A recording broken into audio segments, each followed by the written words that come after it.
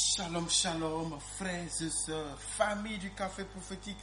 Bonjour, nous nous retrouvons aujourd'hui, mercredi 14 août 2024. Nous sommes à notre rendez-vous du matin au Café Prophétique. Je suis votre frère Todd Eli, frère du Christ, Fils de Dieu le Père dans le Fils unique Jésus-Christ, apôtre de l'Évangile.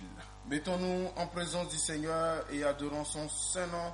Au nom du Père et du Fils et du Saint-Esprit. Amen. Dieu soit béni. Béni soit son saint nom. Béni soit Jésus-Christ, vrai Dieu et vrai homme. Béni soit le nom de Jésus. Frères et sœurs dans le Seigneur, je voudrais partager avec vous à l'entame de notre prière de ce matin ce témoignage de l'une de nos sœurs que j'ai vraiment aimé. Je lis le témoignage de manière intégrale, sans rien y ajouter, sans rien diminuer non plus. Shalom, shalom. Je rends grâce à Dieu car j'ai eu ma licence en droit privé. Chaque fois que j'essayais de prier, c'était pas vraiment la joie. Car déjà je me disais que j'avais pas de chance et je doutais même du fait que Dieu exauce mes prières. Il y a eu cette fois-là où j'ai prié de toutes mes forces pour être accepté dans une université à l'étranger. Et j'étais sûr que ma prière allait être exaucée, mais j'ai été refusé. Cela m'a complètement détruite et ma relation avec Dieu n'était plus bonne. Je ne croyais plus en lui, même en la Vierge Marie. Je ne pouvais plus prier. Les fois où j'essayais, une voix me disait « Écoute Café Prophétique et tu verras ». Une autre voix me dit, avec toutes ces prières, tous ces jours de rosaire, de jeûne, au point de tomber malade, il n'a pas pu t'accorder une acceptation dans une université. Et tu penses qu'il peut faire quoi encore pour toi? Sans vous mentir, je devenais folle dans ma tête. Mais au fond, je savais que je n'avais que Dieu. Peu importe ce qui se passe, je n'ai que lui. J'ai essayé d'écouter Café Prophétique quelquefois, tellement c'était difficile pour moi d'écouter. Mais chaque fois que je le fais, je ressens un soulagement. J'avais de la force pour continuer à croire et à prier, même si j'avais toujours un peu peur. Et me voici aujourd'hui, titulaire d'une licence en droit privé à l'UAC. Entendez par là, Université d'Abomey-Calavi. C'est au Bénin. Je suis vraiment contente car j'ai fait la 3e année avec des gens qui sont là depuis que moi j'étais au collège. Je rends grâce à Dieu et je retiens que toute chose concourt au bien de celui qui a Dieu. Il ne nous donnera pas toujours ce qu'on veut quand on le veut, mais il ne nous laissera pas tomber. Et n'oublions pas de nous confier à la Vierge Marie, car je vous assure qu'elle est capable de bien plus qu'on ne peut l'imaginer. Je remercie Saint Antoine de Padoue. Vraiment, je suis contente. Je sens le début d'une nouvelle étape avec Dieu.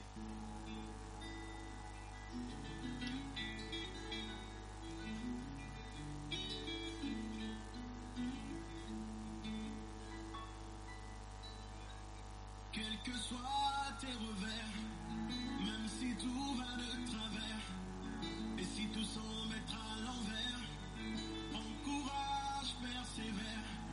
Quelles que soient tes ambitions, ta foi et ta dévotion, que tu n'obtiennes satisfaction, donne-toi toujours à fond, car chaque chose a sa vraie place, dans le temps et dans l'espace, quoi que la vie te réserve, bats-toi toujours, espère, car chaque chose a sa vraie place.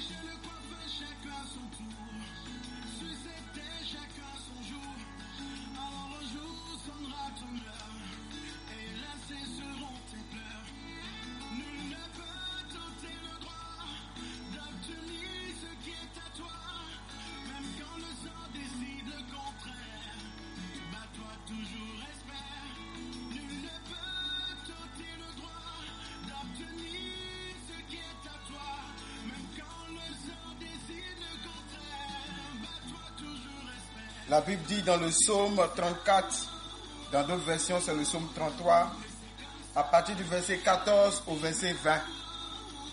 Dans d'autres versions c'est du verset 15 au verset 21. Éloigne-toi du mal et fais le bien. Recherche et poursuis la paix. Les yeux de l'Éternel sont sur les justes et ses oreilles sont attentives à leurs cris. L'Éternel tourne sa face contre les méchants pour retrancher de la terre leurs souvenirs. Quand les justes crient, l'Éternel entend et il les délivre de toute leur détresse. L'Éternel est près de ceux qui ont le cœur brisé et il sauve ceux qui ont l'esprit dans l'abattement. Le malheur atteint souvent le juste, mais l'Éternel l'en délivre toujours. Il garde tous ses os, aucun d'eux n'est brisé. Amen. Le malheur atteint souvent le juste, mais le Seigneur l'en délivre toujours. Il garde tous ses os et aucun d'eux n'est brisé.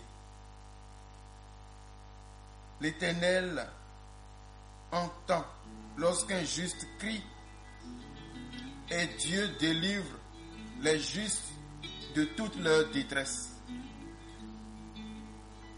Peut-être que toi aussi, tu as espéré, tu as prié, tu as demandé, tu voulais quelque chose de tout ton cœur et puis Dieu n'a pas validé ça. Vous savez, c'est régulier. Parfois, tu veux la chose, mais tu n'as pas la validation pour avoir la chose. Tu n'as pas la permission d'avoir la chose. Dieu ne te la donne pas. Au point où tu finis par te dire, avec tout ce que je fais, je prie, je jeûne, j'espère, je demande, je me comporte bien pour que Dieu me donne. Et Dieu ne me donne pas. Pendant ce temps, ceux qui vont chercher la chose ailleurs trouvent. Et moi qui attends Dieu, j'en manque au point où les gens arrivent à se demander, mais où est mon Dieu? Pourquoi est-ce que tu pries tant? Tu vas à toutes les célébrations eucharistiques, à tous les programmes de prière, à tous les cultes, tu es là. Tu jeûnes, comme la sœur le disait tout à l'heure. Tu espères depuis longtemps une chose et la chose ne vient pas.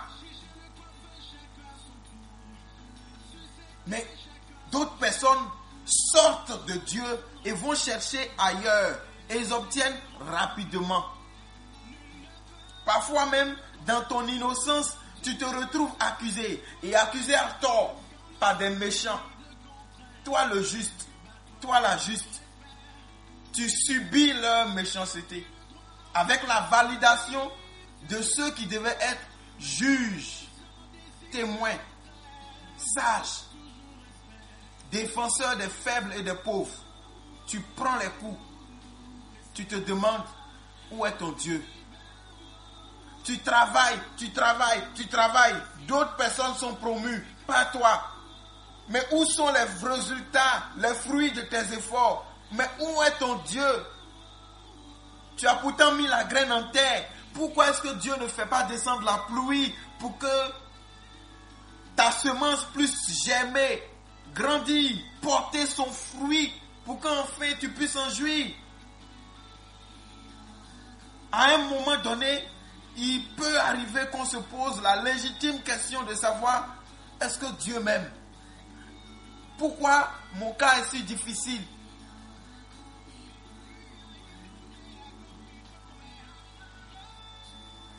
Frères et sœurs, tous les humains vivent cela. Mais la bonne nouvelle, c'est que Dieu ne nous donne pas toujours ce qu'on veut, mais il nous donne toujours ce qu'il nous faut au bon moment. Et à la fin, notre joie est parfaite. Il y a des gens qui ont échoué et ils ont pleuré de leur échec. Aujourd'hui, le fait qu'ils aient échoué leur a permis de pouvoir saisir une occasion qu'ils n'auraient pas eu s'ils avaient réussi. Et quand ils regardent ce qu'ils ont aujourd'hui, ils se disent, mais Dieu est grand. Oui, le même Dieu qui est grand aujourd'hui, au moment où tu te réjouis là, c'était le même qui était là au moment où tu pleurais, tu te disais, mais il est où, il est méchant. C'est parce qu'il avait ça là pour toi qu'il a fermé l'autre porte là-bas. J'ai causé avec une sœur qui me dit, je ne vais pas rentrer dans les détails, je l'accompagne spirituellement jusqu'à ce que le témoignage soit complet. J'ai dit qu'elle ne va pas rendre témoignage jusqu'à ce que le témoignage soit complet. Complet, ça dit que le dernier but qu'on espère là, soit là. Mais pour ne pas tout dire, le cheminement qu'on est en train de faire est venu de quelque chose qu'elle a considéré comme un échec, pour lequel elle a pleuré une chose, pour laquelle elle a pleuré sauvagement. Elle a espéré quelque chose. Elle s'est battue pour avoir une chose. Et la chose n'est pas venue. En son temps, on va rendre le témoignage de manière plus claire. Et elle n'a pas eu ce pourquoi elle s'est battue.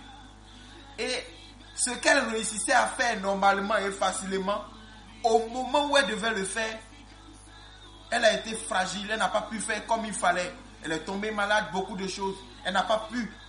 Et au final, le résultat qu'elle a eu n'était pas à la hauteur de ce qu'elle espérait en fonction de ce qu'elle avait comme vision. Finalement, plus tard, une opportunité s'est présentée à elle.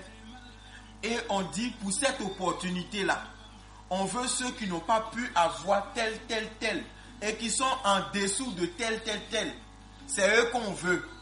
Et elle se rend compte que, si j'avais eu toutes mes facultés, que j'avais fait ce que je devais faire, et que j'avais eu ce que j'espérais avoir, je n'aurais pas eu cette opportunité aujourd'hui. Et elle va tenter le coup. Elle apprend la chose à la dernière minute.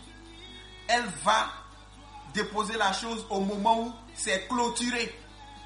On lui dit c'est déjà clôturé, mais on la prend quand même.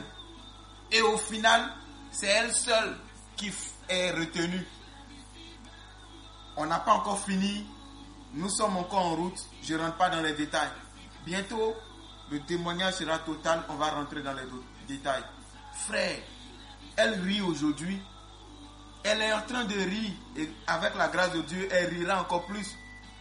Mais ce rire-là vient d'un échec. Des pleurs qu'elle avait eu à un moment donné. Frères et sœurs,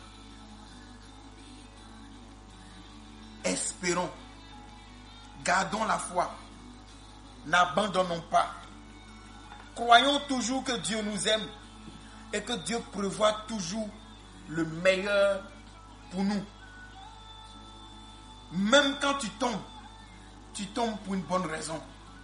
Si tu n'es pas tombé volontairement, tu tombes pour une bonne raison. Et si Dieu te relève, il te relève pour une bonne raison. Prions. Répète avec moi. Seigneur, je crois en ton amour pour moi. Je crois que tu vois les choses avant qu'elles n'arrivent. Tu vois la fin avant leur commencement. Je crois que tu as prévu le meilleur pour moi. Peu importe comment les choses se passent aujourd'hui. Je crois qu'à la fin, les choses seront en ma faveur. Tout simplement parce que toi, tu es avec moi. Et toi, tu m'aimes. Et tu es mon Père. Et la Bible pouvait dire, si Dieu est pour nous, qui peut être contre nous? Si Dieu bénit, qui peut maudire? Peu importe ce que je vois aujourd'hui, je crois que le roi a prévu pour moi quelque chose de glorieux, et de beau. Je ne regarderai pas dans l'assiette de l'autre, mais je crois que Dieu, mon Dieu, me servira mon plat au bon moment. Et ça sera ce qu'il me faut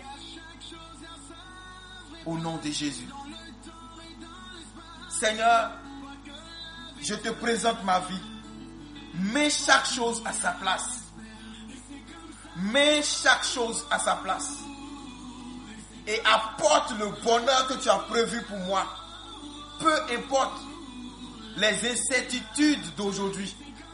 Accorde-moi la grâce de la foi sereine qui sait avec calme que Dieu est avec moi. Si Dieu est pour moi, qui peut être contre moi?